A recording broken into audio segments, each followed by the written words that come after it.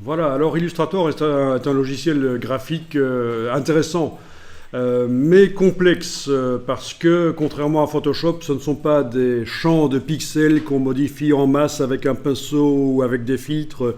Ce sont des petits objets qu'il faut sélectionner et il faut régler.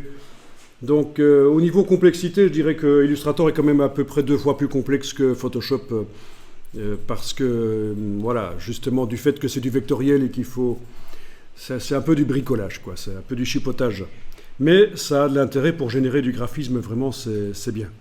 Alors, ce qu'on va faire ici, c'est qu'on va commencer à faire un motif. Alors, peut-être que votre plan de travail est devenu trop petit, il est rempli. C'est pas grave, parce que dans Illustrator, on peut agrandir le plan de travail.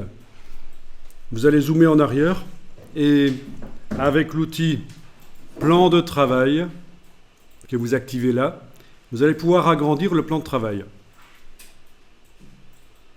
C'est pas grave parce que de toute façon, ce qu'on fait dans Illustrator, on le finalise souvent dans un autre logiciel.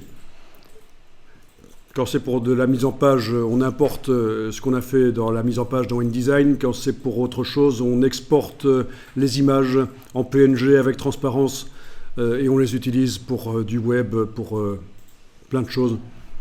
Voilà, donc ne vous inquiétez pas, le plan de travail peut être agrandi sans problème.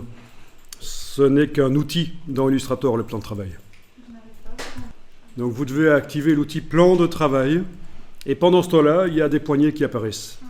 Alors attention, ne faites pas n'importe quoi, parce que si vous faites par exemple un truc comme ça, vous avez fait un deuxième plan de travail avec l'outil plan de travail. Touche suppression. Donc il faut vraiment jouer avec les poignées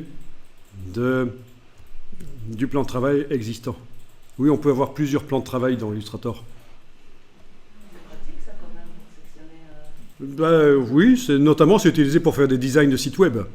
Voilà, parce qu'on peut demander en plus que certains éléments se reportent automatiquement sur tous les plans de travail, comme dans un site web ou une interface d'application.